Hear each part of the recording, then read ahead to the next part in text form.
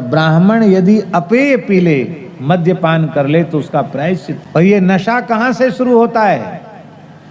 ये भांग से शुरू होता है।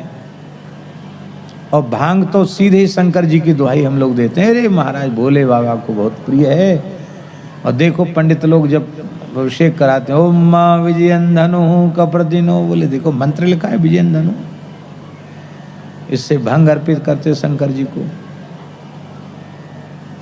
फिर भांग के बाद दूसरा अध्याय होता है गांजे का, तीसरा अध्याय होता है चरस का, और उसके आगे फिर अध्याय बहुत खतरनाक है, उसकी हम चर्चा नहीं करेंगे।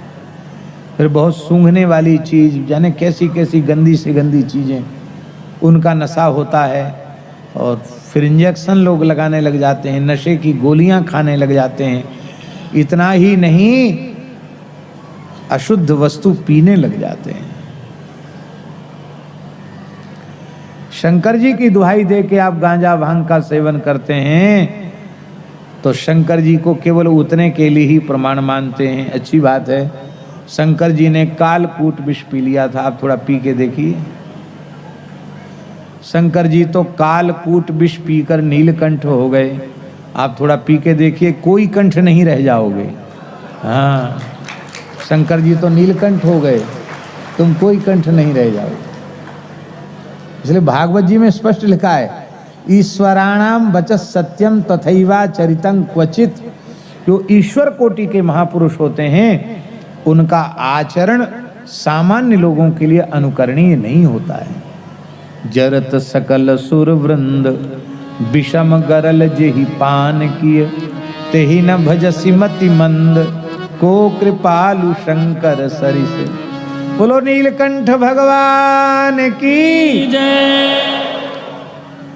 तो शंकर जी का तुम गांजा भांग वाला दुहाई दे रहे हो तो जहर भी पियो, जहर तो नहीं पियोगे, गांजा भांग पीने लग जाओगे। तमाकू खाना बहुत बड़ा पाप है, बहुत ध्यान से सुनो। पौराणिक आख्यान के अनुसार जब भगवान श्री कृष्ण अमृत कल्प वृक्ष लेने के लिए देवलोक गए, उस समय देवताओं का युद्ध हुआ, पुराणों में वर्णन है। उसमें देवताओं का पक्ष लेकर सुरभि गाय भी देवताओं के पक्ष से आई, देवताओं को बचाने के लिए। जैसे ही सुरभि को देखा भगवान ने, सो भगवान ने अपने धनुष की प्रत्यंचा उतार दी। बोले गाय के सामने हम हथियार नहीं उठा सकते, क्योंकि विप्रधेनु सुरसंत हित लीन मनुज अवतार, हम नहीं उठा सकते।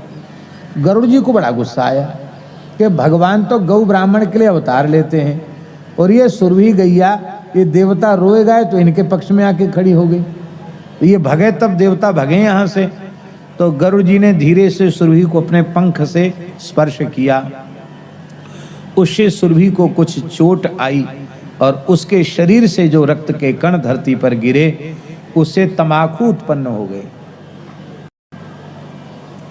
इससे तंबाकू खाना गोमांस भक्षण के समान पाप है। तंबाकू खाने वाला कभी हिंदू नहीं हो सकता, उसको अपने को हिंदू मानना नहीं। तंबाकू खाने वाला, तंबाकू पीने वाला हिंदू नहीं हो सकता।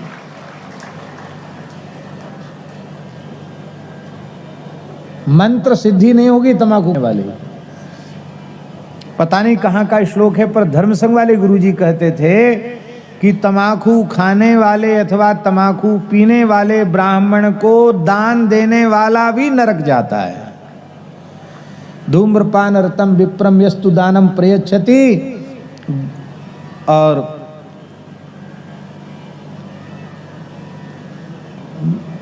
दाता तु नरकम, ब्राह्मणों ग्राम शुकर दाता तु नरकम ब्रजेत। दाता नरक जाएगा और ब्राह्मणों ग्राम शुकर। भगवान ने तुमको मुख दिया था पवित्र मंत्रोच्चारण के लिए, कथा कीर्तन के लिए। तुमने गंदी चीज खाई तो चलो गंदी योनि में पैदा हो, वो गंदी चीज ही खाओ। इसलिए भैया कोई खाते वाते हो तो उसको तत्काल त्याग दीजिए, यहीं छोड़ के चले जाओ कि अब हम चाहे मर जाएं पर हम तंबाकू नहीं खाएंगे, बीड़ी नहीं पिएंगे, गांजा नहीं पिएंगे, भांग नहीं खाएंगे।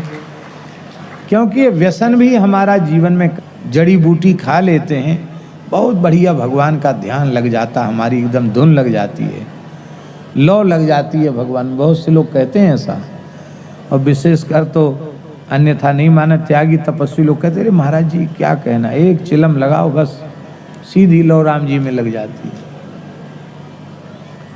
लेकिन भैया संत कबीरदास जी ने कहा, ध्यान से सुनो, अमली होके धरे ध्यान, नशा करके कहे कि हम ध्यान लगाते हैं, अमली होके धरे ध्यान, ग्रही होके कथे ज्ञान, और साधु होके कूटे भग, कहे कबीर ये तीनों ठग। अमली होके ध्यान धरता है,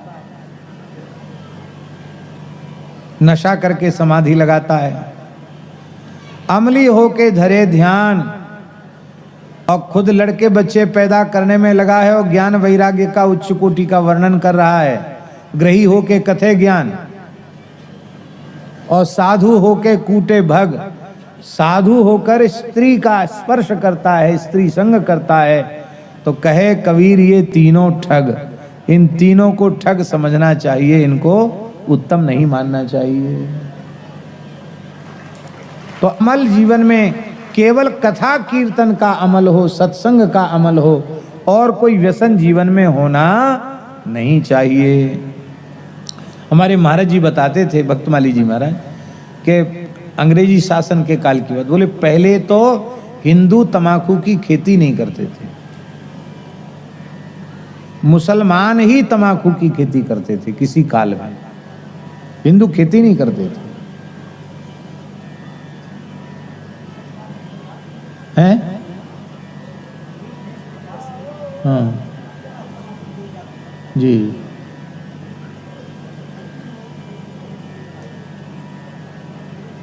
जी आप बता रहे हैं कि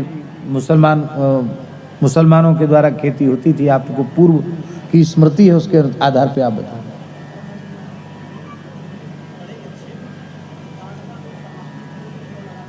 हाँ तम्बाकू होती थी। और तो और सुन लो, आपको सुन के ऐसा लगा, महाराज जी की आंखों देखी बात बता रहे हैं हम आपको।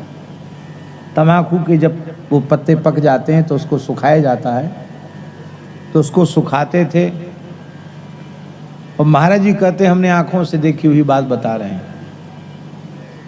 वो लवशंका करते तो एक गड्ढा में घर में सब एक ही जगह लवशंका करते और घड़ा में भर के उसी को उसमें सींच देते थे। मुसलमान नहीं, हाँ मुसलमान सब भर भर के उसी से उसको सींच देते, सूख जाता तो उसमें थोड़ी तेजी आ जाती है। वो आप उसको खा रहे हो, बोले हम तो बहुत श्रेष्ठ पंडित हैं, हम सरजू पारीण हैं, हम कान्यकुब्ज हैं, हम सनाढ़ हैं, हम गौड़ हैं। अरे भैया तुम आदमी नहीं हो, हैं? इतनी गंदी चीज तुम खा रहे हो। एक लड़के ने हमको दिखाया अपनी आंखों से, विद्यार्थी जीवन में, हाथी छाप एक आता था, अब आता कि पता नहीं, एक बड़ा पैकेट उसने खोला, आता है अभी भी, उसको खोल के दिखाया, उसमें एक इतना सा टुकड़ा निकला। तो हमने पूछा कैसी कचरा आ गया होगा, मैंने कहा नहीं ये तो गंदी चीज लग रही है। तो उस बालक की ही बात बता रहे हैं आपको, उस पर पानी डाला तो वो मल निकला, मनुष्य का मल निकला। वो उस लड़के की तंबाकू खाना छूट गई। मैंने कहा देख लो ये खा रहे हो तुम। अब वहीं सूखती वहीं लोग चले जाएं डोल-डाल तो कौन मना करेगा उनको। व्यसन नहीं होना चाहिए।